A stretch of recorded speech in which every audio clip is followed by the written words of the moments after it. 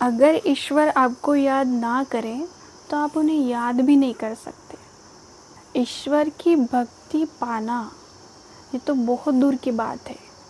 अगर ईश्वर के नाम में, ईश्वर की स्तुति सुनने में भी आपका मन लगता है ना, तो समझ लो आपको ईश्वर मिलेंगे। ये बहुत भाग्य की बात है, क्योंकि कलयुग में नाम जब तक पहुंचना ही मतलब आधी तपस्या तो वहीं पे हो गई इंसान की। क्योंकि कलयुग में सिर्फ नाम जप चलेगा। बाकी जो यज्ञ है, दान है, जो भी कोई है धर्म के काम, उन सब से कृपा हटाकर इस प्रभु ने सिर्फ नाम में रख दी है। क्योंकि ये इतना दुर्गुणों से भरा होगा कलयुग, इतना ज़्यादा पाप, पूरा अत्याचार, हाहाकार मच जाएगा पाप का। फिर भी जो प्रभु का नाम लेगा उसे वो मिलेंगे, उस प्रभु को वो पा लेगा। नाम जप से आप अपना प्रारब्ध बदल सकते हो। जो भी आपके कर्म होते हैं वो कटने लगते हैं। नाम जप से आप अपने पितरों को शांत कर सकते हो। आपके पितृ इतना खुश होंगे कि भर भर के आशीर्वाद देंगे आपको। आने वाली पीढ़ियाँ धन्यवाद देंगी आपको, सिर्फ नाम जप से। अगर एक परिवार में एक इंसान भी ऐसा है ना जो नाम जप करता है नित्य, तो वो पूरे कुल का उद्धार कर देता है, पूरे कुल को शाप मुक्त कर देता है। अब सोचिए, अगर सारे लोग परिवार के करें तो क्या होगा, कैसा नज़ारा होगा। मानसिक शांति, एकाग्रता का जीवन में होना बहुत ज़रूरी है, और ये आता है नाम जप से, ध्यान से। नाम जप जो करता है ना, धीरे धीरे उसकी जो भूख है भक्ति की, जाप की, वो बढ़ती जाएगी। और वो कुछ दिनों के बाद आप ऑब्ज़र्व करना, आपके मन में बुरे विचार आना बंद हो जाएंगे। गलत भाव आएगा ही नहीं किसी को देख के, और आपका जो अंतःकरण है, आपका जो मन है, बुद्धि है, शुद्ध होने लगेगी। सिर्फ सकारात्मक विचार ही आएंगे। और सकारात्मक विचार एक बार मन में आए और आप उस फोर्स से अलाइन हो गए, वाइब्रेशन में आ गए आप यूनिवर्स की, तो आप सब कुछ अट्रैक्ट कर सकते हो। आप जो चाहोगे वो मैनिफेस्ट होने लगेगा। आपका ना दृष्टिकोण चेंज हो जाएगा। चीज़ों को देखने का जो नज़रिया है आपका, वो पूरी तरह चेंज हो जाएगा। जो कुछ समय पहले दुश्मन लगते थे, अब आपको लग रहा है कुछ फ़र्क ही नहीं पड़ेगा। लोग आपको इग्नोर करें, लोग आपको रेस्पेक्ट करें, लोग आपको कुछ भी बोले, आपको कुछ फ़र्क नहीं पड़ेगा। ये होता है। अब सोचिए ना, जब हम दुर्गुणों से भरे थे तब ईश्वर ने हमारा हाथ थाम लिया। तब जब इतने सारे दुर्गुण थे तब उन्होंने हाथ थाम लिया। तो अब जब हम रास्ते पे चल पड़े हैं अच्छे, और अच्छे कर्म कर रहे हैं, नाम जप कर रहे हैं, हमारे पाप कट रहे हैं, दुर्गुण पीछे छूटते जा रहे हैं, तो क्या अब हमें वो छोड़ देंगे? नहीं। उन्हें हाथ थामा था इसीलिए, तो वो छोड़ने के लिए नहीं, वो हमें आगे ले जाना चाहते हैं, और अपने तक आने का रास्ता वो खुद बनाएंगे। आपको बस इतना करना है कि अटूट विश्वास रखना है भगवान पर। वो परीक्षा भी लेते हैं बीच बीच में, वो ज़रूर परीक्षा भी लेते हैं कि आपका विश्वास कहीं डगमगाता तो नहीं, कहीं आपके मन में ये भाव तो नहीं आता कि मैं इतने दिन से कर रहा हूँ नाम जप, मेरी परिस्थितियाँ बदल नहीं रही है, मेरा ये नहीं हो रहा है। ऐसा आपको लगेगा, लग सकता है, पर जब आप दिल से पुकारते हो ना, या फिर आप किसी प्रॉब्लम में फंस जाते हो, आपको किसी चीज़ की बहुत ज़रूरत है, तो वो चीज़ हो जाती है। आपके काम रुकते नहीं हैं। तो ये भगवान का तरीका है, ये परखते भी है और विश्वास टूटने भी नहीं देते। तो ये चीज़ें अगर आपके साथ हो रही है तो समझ लीजिए भगवान आगे चलकर आपको बहुत कुछ देना चाहते हैं। बस अपने कर्मों को संभालिए, कर्म गलत नहीं करने हैं, सारे दुर्गुण हमें एक एक करके त्याग देने हैं। कोशिश करिए, एक दिन में नहीं होगा लेकिन धीरे धीरे कोशिश करोगे तो हो जाएगा। और किसी के बारे में बुरा नहीं सोचना है, गलत भाव नहीं लाना है, क्योंकि हम सब उसी के बच्चे हैं। कुछ साल पहले मुझे ये आता था विचार कि लोग जो अलग धर्म के हैं वो तो कभी कुंडली नहीं देखते, या फिर वो तो कभी भगवान में मंदिर में नहीं जाते, ये नहीं करते, फिर उनके जीवन में ये सब कैसे चलता है, उनको उनके लाइफ में पैसा कैसे आता है, क्योंकि वो तो कोई पूजा वूजा नहीं करते, लक्ष्मी पूजा नहीं, ये नहीं। ऐसे सवाल मेरे मन में कुछ 10-12 साल पहले आते थे, लेकिन अभी मुझे उसका ये क्लियर हुआ है कि हम सब एक ही भगवान के बच्चे हैं और देने वाला वही है। अगर हमारे साथ किसी ने गलत किया है और हमारे मन में उसके लिए गलत भाव आता है, कुछ गलत हम उसके बारे में बोलते हैं, तो उसकी सज़ा हमें भी मिलती है। मतलब ये सिर्फ अच्छे लोगों का ठेका नहीं है कि बस उन्हीं के साथ अच्छा होना चाहिए या फिर उन्हें ही सब राइट्स दिए गए हैं, ऐसा कुछ नहीं है। सब ईश्वर के बच्चे हैं और उसके लिए सब एक जैसे हैं। अगर कोई दुराचारी भी है लेकिन उसके साथ आप गलत कर रहे हो तो आपको भी सज़ा मिलेगी। इसके बावजूद कि आप अच्छे इंसान हो फिर भी आपको सज़ा मिलेगी, क्योंकि किसी के लिए गलत करने का आपका इरादा नहीं होना चाहिए, आपकी नीयत साफ़ होनी चाहिए। और ईश्वर अपने किसी भी बच्चे पे अत्याचार अन्याय कभी नहीं होने देते। ये हमारे ही कर्म होते हैं। ईश्वर ने हमें छूट दे रखी है कि अपना भाग्य खुद बना अपने कर्मों से।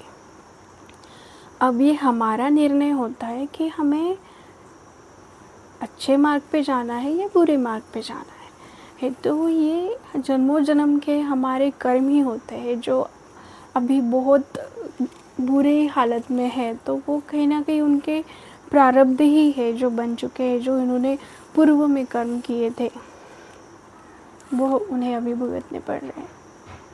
और कभी खुद को विशेष नहीं समझना चाहिए।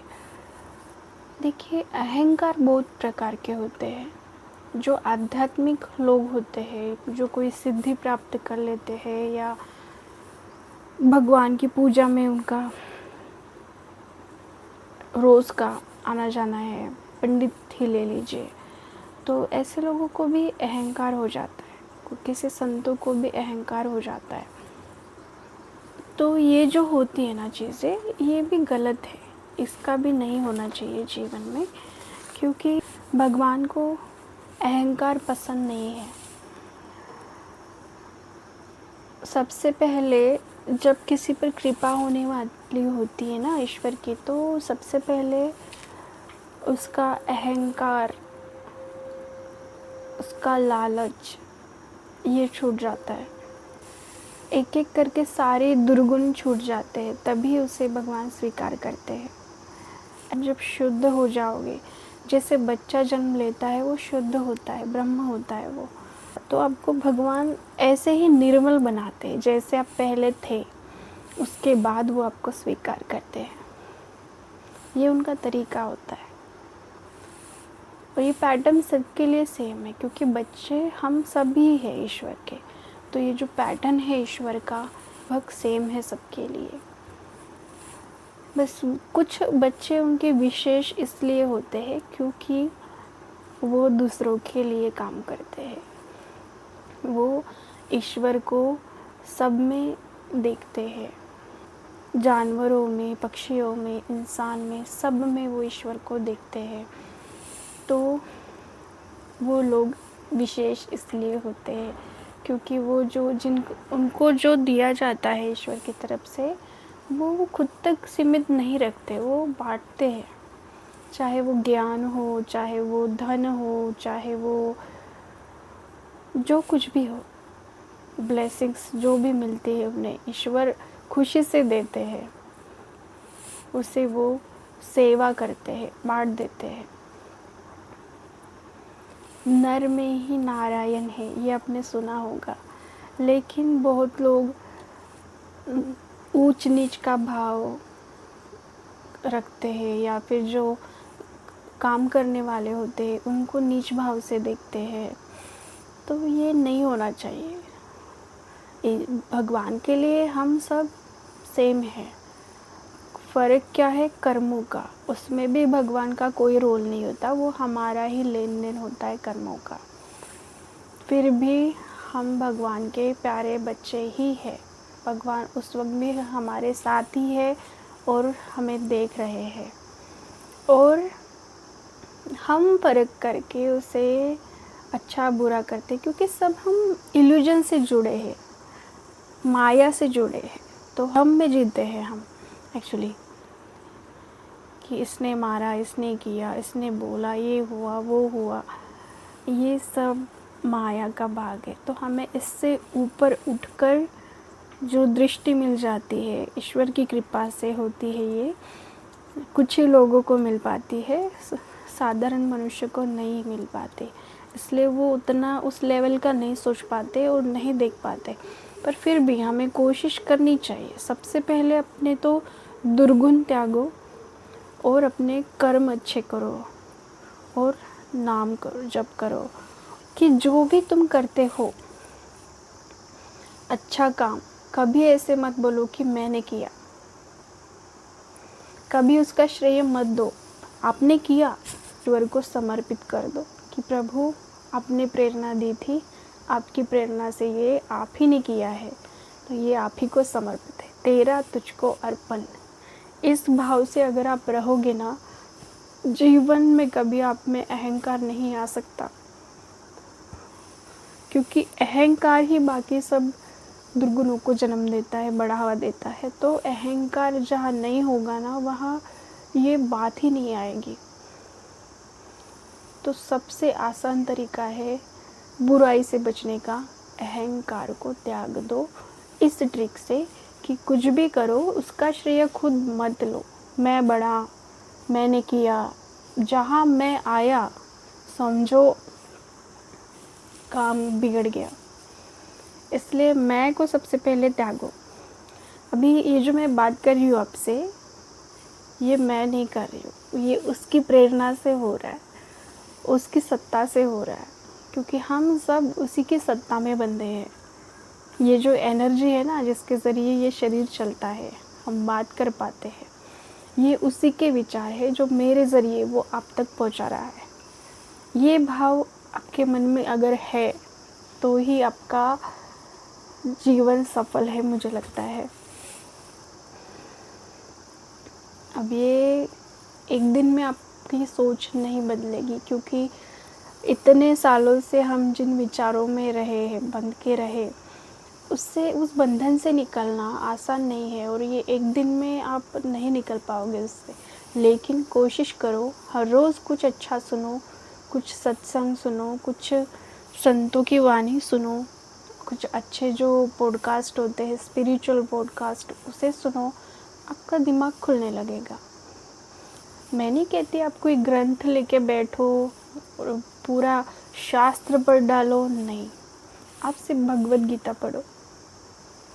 पूरे शास्त्र का सार, पूरे सनातन का सार भगवत गीता में है। आप बस उसे पढ़ो और कुछ मत करो, बस नाम जप करो, भगवान को अपने पूरे कर्म समर्पण कर दो और दुर्गुणों से बचो। भगवत गीता बस पढ़ना, इतना कर लो, आपका जीवन सफल हो जाएगा। आपके जीवन की परेशानियाँ ऐसे भागेगी, परेशानियाँ आएगी पर टिकेगी नहीं, आप उससे लड़ोगे नहीं, आप उसे सहना सीख जाओगे और परेशानियों का उतना असर आप पर नहीं होगा। आपका भाव चेंज हो जाएगा परेशानियों को देखकर। अभी जैसे परेशानियों से डरते हो ना, नहीं आना चाहिए परेशानी, सब अच्छा अच्छा होना चाहिए। फिर आप समझोगे कि उसके पीछे का कारण एक्चुअली वो हमारे अच्छे के लिए ही होता है। हमें मजबूत करने आती है कोई भी परेशानी, हमें भगवान से जोड़ने आती है, क्योंकि अच्छे वक्त में हम याद नहीं करते भगवान को ना।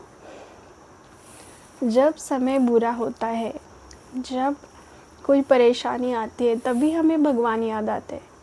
तभी जाते हैं लोटा भर जल लेके, चावल लेके, नारियल लेके, प्रसाद लेके। क्यों जाते हैं? क्योंकि परेशानी आई, तब हमें भगवान की याद आई। तो दुख बुरे नहीं होते, दुख अच्छे होते हैं, आपको भगवान से जोड़ते हैं। समझे? इतना बस कर लीजिए, आप अपने जीवन में ऐसी उन्नति देखोगे ना, इस लेवल पे चढ़ जाओगे ना आप अध्यात्म के। अगर आपने ये 4 चीज़ें कर ली, आपका जीवन सफल हो गया। आप अपने आप आपके प्रारब्ध कटने लगेंगे, और आपके साथ साथ पूरे परिवार का, पूरे कुल का उद्धार होगा। गए पीछे करके, ये आपकी पीढ़ी आपको धन्यवाद देंगी। दुनिया में कोई भी आपको हरा नहीं सकेगा। ऐसी कॉन्शियसनेस से आप जुड़ जाओगे ना, ये होता है, ये सबके जीवन में होगा। अगर बुराई का रास्ता छोड़ के अच्छाई पर चलोगे तो ज़रूर होगा। बुरे कर्म यानी क्या? किसी को ये बुरे कर्म की कॉन्सेप्ट ही नहीं समझ में आती। ऐसे भी कई लोग होंगे कि अब किसी का हक मारना ये बुराई है, पता ही नहीं था लोगों को, क्योंकि हमारे सामने आदर्श ही ऐसे रखे गए थे फिल्मों के ज़रिए, सीरियल्स के ज़रिए, कि ये बुरा काम है, पता ही नहीं था, इसे चालाकी समझते थे। आजकल गलत चीज़ों को कूल समझा जाता है। नहीं, तुम बस अपना काम ईमानदारी से करो। तुम किसके साथ क्या कर चुके हो, क्या कर रहे हो, सब ईश्वर देख रहे हैं। और जिसके मन में ये भाव आया ना कुछ भी करने से पहले कि ईश्वर सब देख रहे हैं, तो वो गलत काम पर नहीं चढ़ेगा, गलत मार्ग पर वो नहीं चढ़ेगा। और जिसके मन में ये भाव ही नहीं आता, वो फिर राक्षस बन जाता है।